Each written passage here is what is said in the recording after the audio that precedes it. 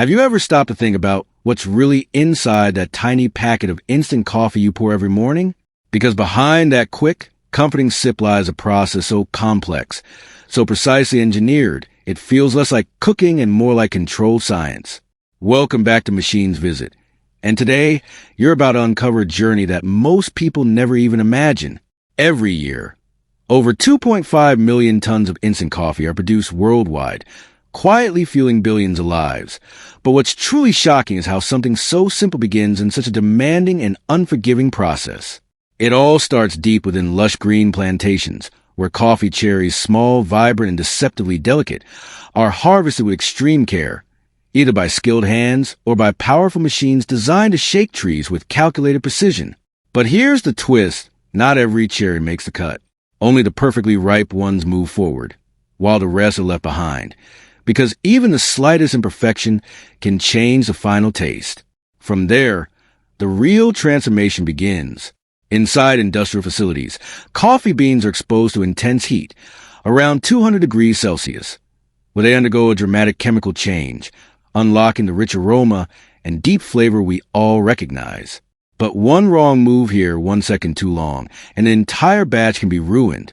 Once roasted, the beans are rapidly cooled, crushed into coarse particles, and pushed into high-pressure extraction systems where hot water, far hotter than boiling, pulls out every drop of flavor, caffeine, and soluble compounds. Within just 1 hour, thousands of liters of concentrated coffee are produced, but surprisingly, it's still not finished. What comes next is where things get almost unbelievable. The liquid is thickened into a dense syrup, then spread across massive conveyor systems, and sent into freezing chambers colder than anything you'd normally encounter. At temperatures as low as minus 40 degrees, the coffee is frozen solid, completely transformed into something that no longer resembles what it once was. And yet, even after freezing, the process takes another unexpected turn. Using a method called freeze-drying, the ice inside the coffee doesn't melt. It vanishes. Under vacuum pressure, it skips the liquid stage entirely, turning straight into vapor while preserving the structure, aroma, and taste. It's a process so precise, it feels almost unnatural. But it's the reason your coffee dissolves instantly the moment it touches hot water. And just like that, what began as a fragile fruit in the field becomes a perfectly engineered product, sealed within seconds, packaged, labeled, and shipped across the world. But here's what most people don't realize. This story doesn't begin in a factory. It begins in the fields. And what happens there might surprise you even more at first glance. It all looks simple, harmless even, thin wafers, light and crispy. But what really happens inside those layers? That's where things get interesting. As the wafers bake, something almost invisible begins to happen. Heat triggers a reaction deep within the mixture. Tiny air pockets form, silently expanding, giving the wafer that signature crunch. Sounds ordinary, right? But miss this step by even a fraction, and the entire texture collapses. Once baked, the wafer sheets are rushed onto a conveyor belt to cool. And here's the twist. Cooling isn't just a routine step. It's a race against time. Trap even a hint of moisture inside, and that perfect crispiness? Gone. Ruined before it even reaches the next stage. Now, comes the part most people never think about, the layering. A smooth layer of chocolate cream is spread across a wafer sheet, but not just randomly. It has to be precise. Too thick and it overpowers. Too thin and it disappears. Then another wafer is placed on top and another, building that iconic multi-layered structure. But here's the catch. These wafers are fragile. One wrong move, one uneven press, and the entire structure can crack. Machines gently press the layers together, but even then, perfection isn't guaranteed. A slight misalignment here could mean the difference between a flawless bar and a rejected one. Once assembled, the massive wafer blocks are cut at high speed into familiar shapes we all recognize. Every single piece must be identical. No room for error. No second chances. And then comes the most mesmerizing and possibly the most deceptive step, the chocolate coating. Each bar moves along conveyor into what looks like a waterfall of melted milk chocolate. It pours over them, completely covering every edge. Smooth, perfect, almost too perfect. But what you don't see is the control behind it. The temperature has to be exact. Too hot, and the coating becomes uneven.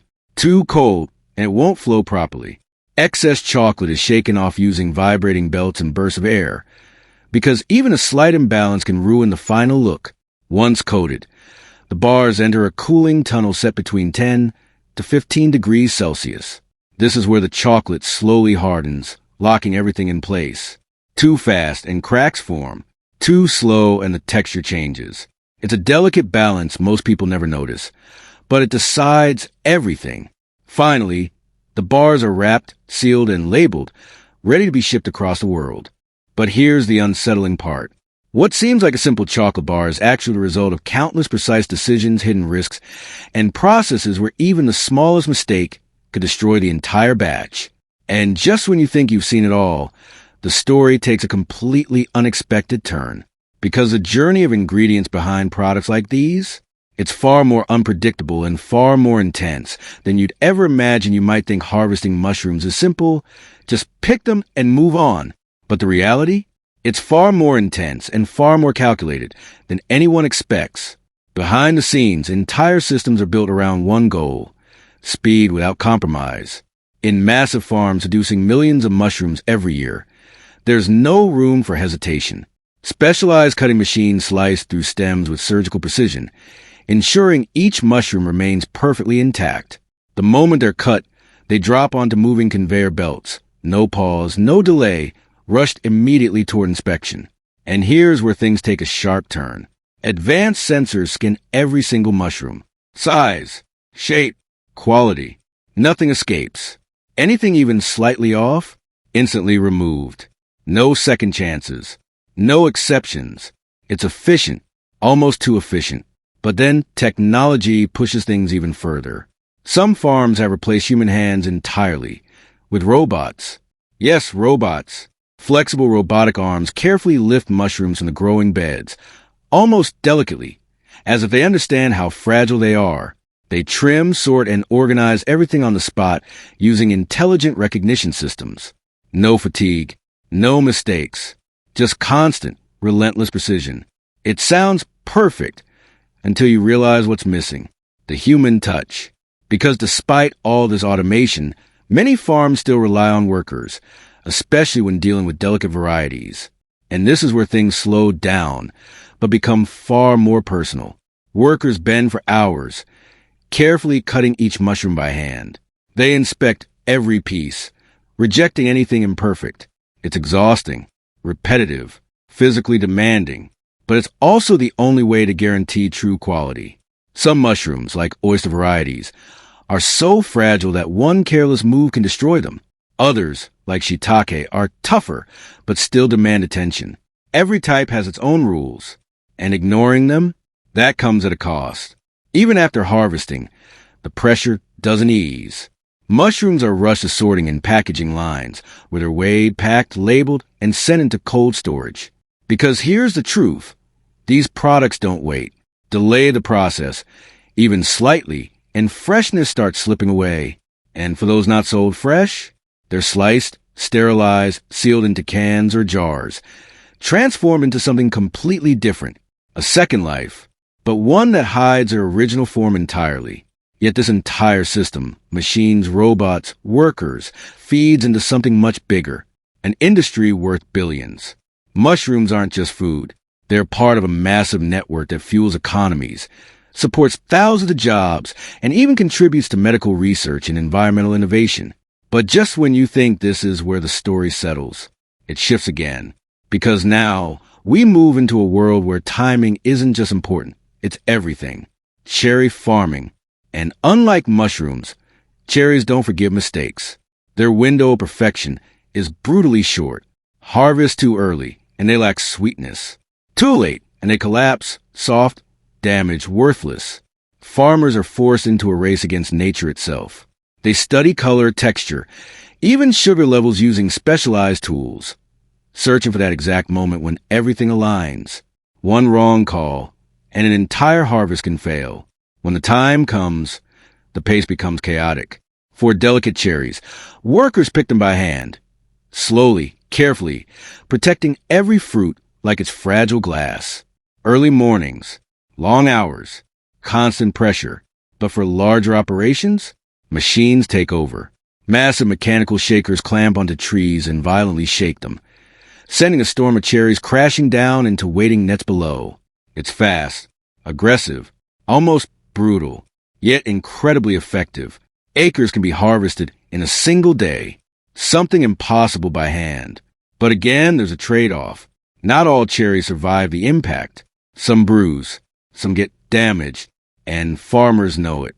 Still, they accept it, because speed often matters more than perfection. Once harvested, there's no time to breathe. Cherries are immediately cooled, rushed into cold water systems to preserve their texture and flavor. Skip this step, and everything begins to deteriorate. From there, they're thrown into another intense phase, factory processing. Massive sorting systems scan and separate them. The best go to fresh markets, perfect untouched. The rest, redirected. Juices, jams, dried products. Nothing is wasted. Then comes one of the strangest steps of all, the pitting process.